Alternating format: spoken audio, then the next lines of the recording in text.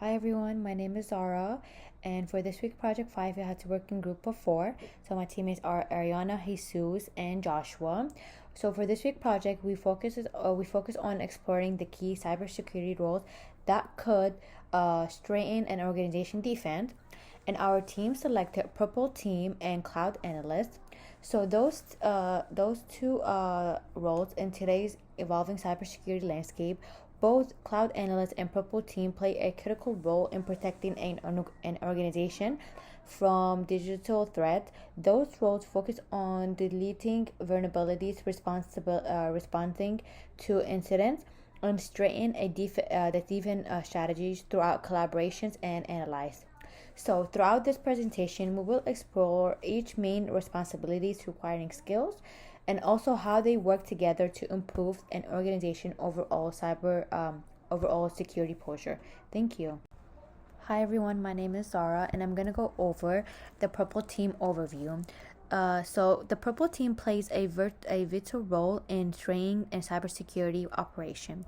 So the Purple Team enchants system by coordinating offensive and defensive operation, promoting communication and information strengths. This approach helps identify weaknesses, also responds effectively, and consequently improve defense strategies by promoting a stronger security posture and continues to improve its defense strategies, also promoting a strong security posture overall. Thank you. Hi guys, my name is Zara and I'm going to go over the Purple Team objective. So in this section, we'll be discussing the Purple Team which is a critical component of cybersecurity operation. The Purple Team serves as a bridge between the Red Team, which focuses on, as we can see on the picture, is on offensive testing, and the Blue Team on the right side, which handle defensive and responsive. So their main purpose is to strain an organization overall security posture by analyzing both attacks and defensive outcomes by promoting strategies based on those results. Thank you. Hey y'all, my name is Joshua Perel, and this is how to learn the role of being a Purple Teamer. So, the first resource I wanted to talk about is Purple Academy, and they're really good because they offer practical orientation, which is something you're going to be seeing quite a few times in the rest of these resources. And basically, that's just instead of it only being readings, you actually get labs and simulations to actually practice uh, what you're going to be doing professionally. And so you're working through simulations that show both real world attacks and defenses, and it's also basically just bridging the gap between red and blue teams. You're going to be doing both sides of that. And then it also offers a coverage of core frameworks. So many of these modules are built around Mitra attacks and ransomware defense, as well as proactive SOC operations, and that ensures you using the same language and frameworks as professional purple teamers. It also balances red and blue perspective because it's essentially getting you into the mindset of both sides. That way you're best equipped to be a proper purple teamer. And then the best part is that it's free. It's a completely free resource, and it's a great way for you to get started in the purple team field. Another good resource is TryHackMe. This is a great resource. I use it a lot, and it's very good for learning both blue and red teams. Like on the red team side, they'll give you actual labs for you to try and crack through different applications, like mock hacks, basically, where you maybe have to hack a bank to do a fake bank transfer. And it's really good for getting you prepared for how to red team. And on the blue team side, you actually get to run a SOC simulation where you're essentially in a SOC center and you're getting SOC updates, and you have to go through all the different notifications, and you have to check if each potential attack is like if it's a false alarm or if it's an actual legitimate threat.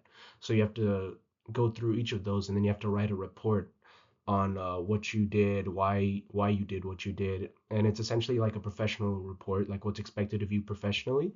And then you submit that, and an AI will actually grade you on how well you did and how well you followed procedure. So I do think TryHackMe is a great resource for that. And then we have cyberwarfare.live, and this is also really good because it offers beginners to advanced tracks for purple teaming.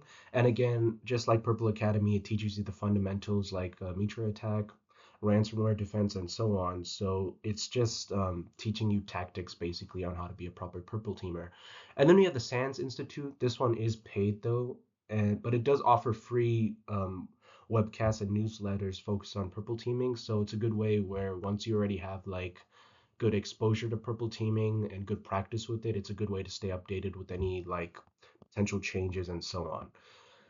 And then last but not least, we have Bandit Labs. This is a lot more red team focused, which again is needed for purple teaming, so I thought I would include it here. And basically, it's good for Linux practice. So if you want to practice cracking into Linux and learning different tools that you can use to run penetration testing on Linux, it's nothing too complex, but it's just you're essentially just taking advantage of the simulations that the lab offers you. You're just taking advantage of potential weaknesses, like they allow you to read the file even though you're not supposed to have that access, or you're allowed to write over it, or you're allowed to use different commands to access it. So it's just a good way to get into Linux as a language to hack as well. So yeah, I thought these would be great tools to use for purple teaming.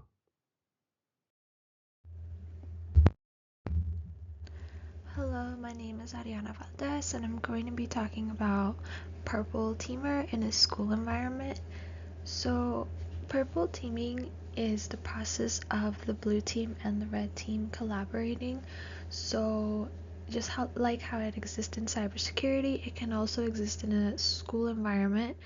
So, one would be in charge of defense tactics, that would be the blue team, while the other tries to penetrate the defenses, which is the red team. They have to find the faults in the blue team. So the red team does attack simulation.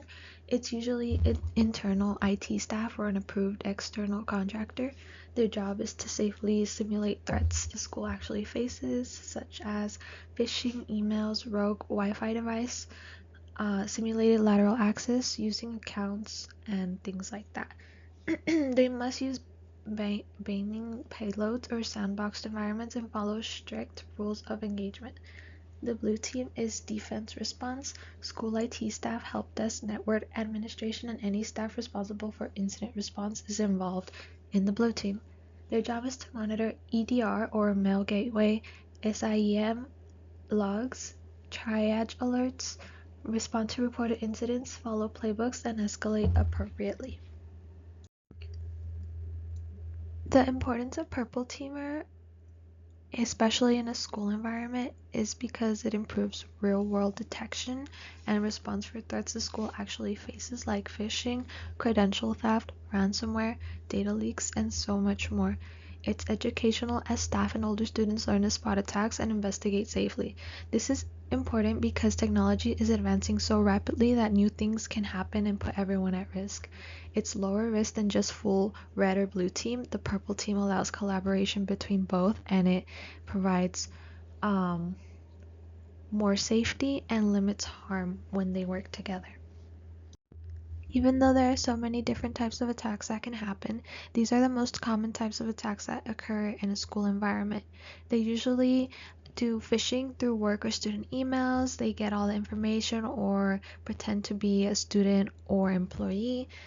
This also relates to compromised teacher-student accounts. By phishing through the emails, they can compromise the accounts.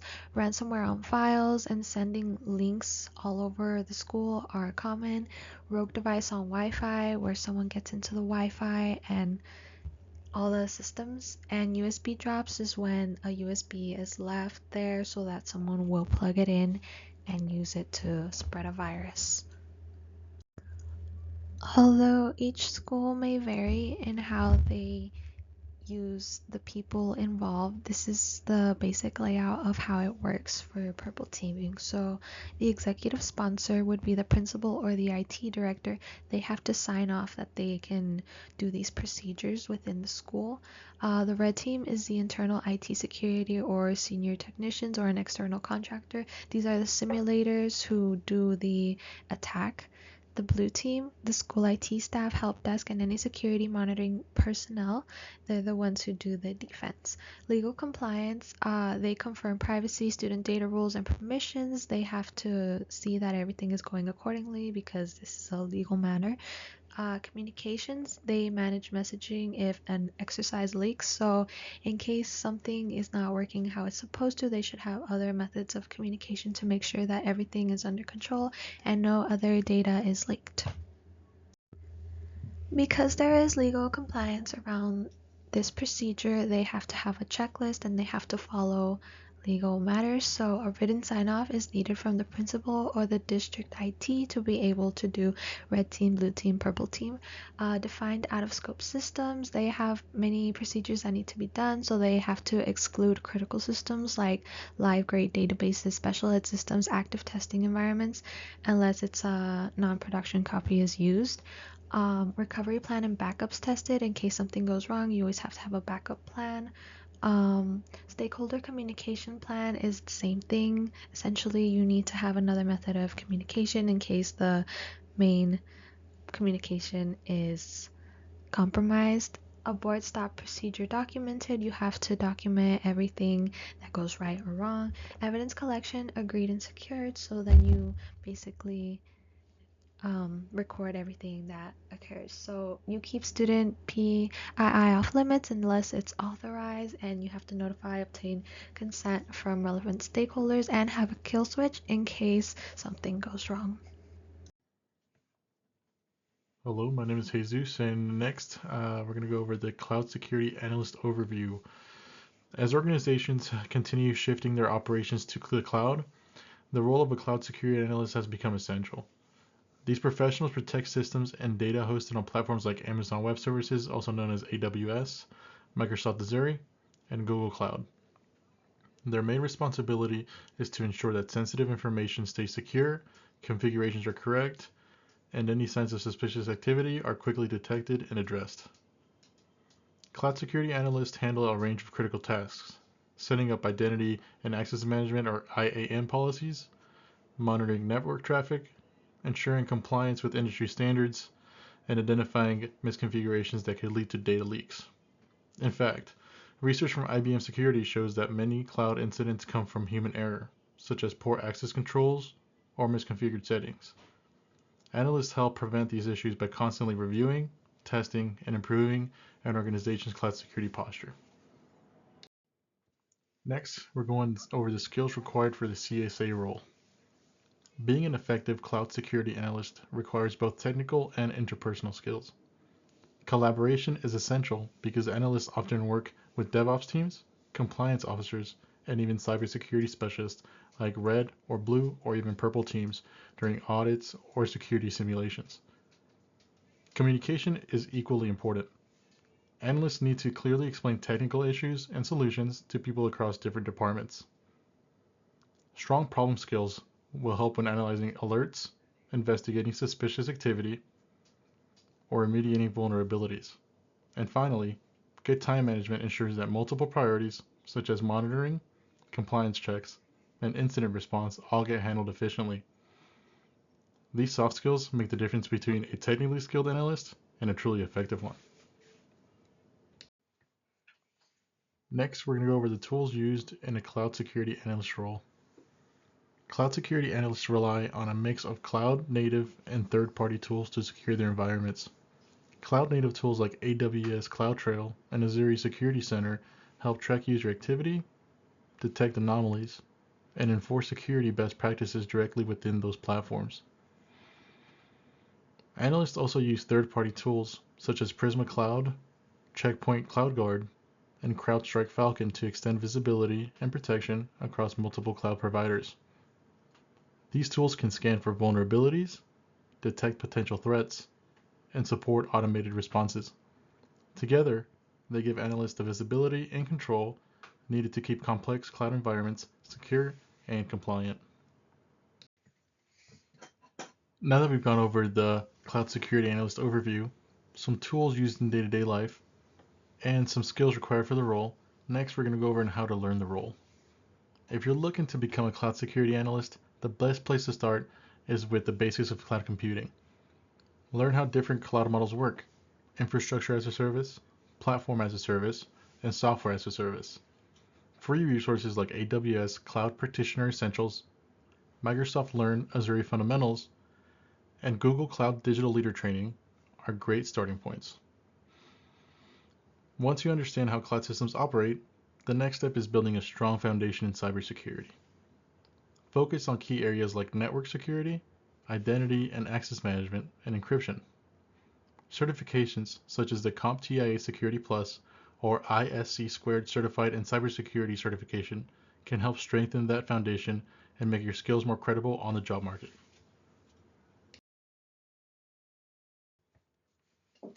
Continuing on how to learn the role.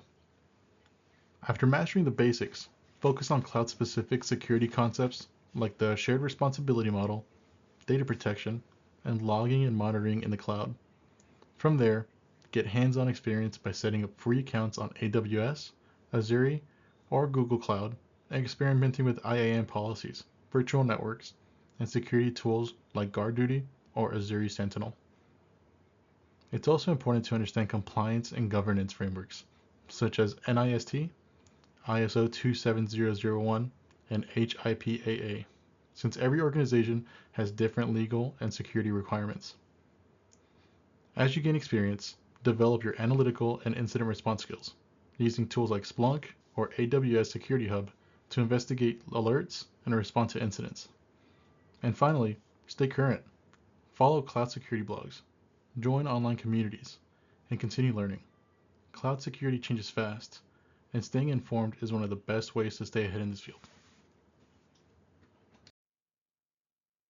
Hey y'all, it's Joshua again, and I wanted to cover the responsibilities of a cloud security analyst in the workplace. So they do monitoring and incident response, and basically that's just continuously monitoring cloud environments such as Amazon AWS, Microsoft Azure, and Google Cloud, and others for suspicious activity.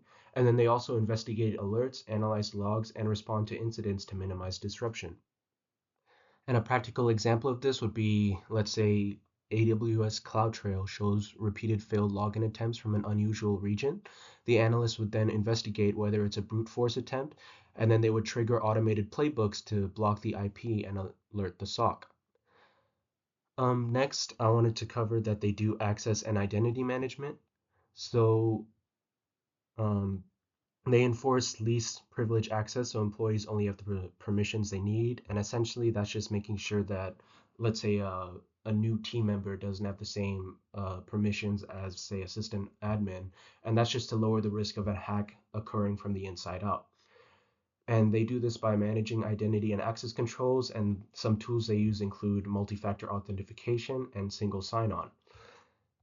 And a practical example would be using something like Azure AD or Okta, and they ensure contractors only access the apps they need and only during their contract period. And these contractors would come in, let's say, if they needed to do a development fix. Let's say the red team discovered that something was wrong with one of the website buttons, for example, and that exploit could occur through that.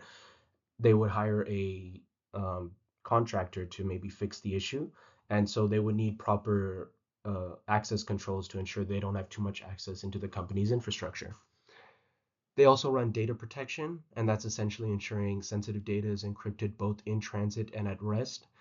And this is very important because, again, a lot of companies use cloud storage to store their data. So a cloud security analyst is very vital in ensuring that data is properly transferred. And they do this through data loss prevention tools to prevent accidental or malicious leaks. So for an example, if an employee tries to email a spreadsheet with social security numbers, the data loss prevention tools like Microsoft Purview or Symantec DLP block the action or require manager approval. And this again ties into the access controls where the basic employee shouldn't really have this much access, so a cloud security analyst would have to look into that as well. They also run policy and compliance, and that's essentially just making sure that the organization security policies are properly integrated into cloud-specific controls, and they ensure that compliance is occurring with frameworks like NIST, ISO 27001, HIPAA, or GDPR, depending on the industry the company is in.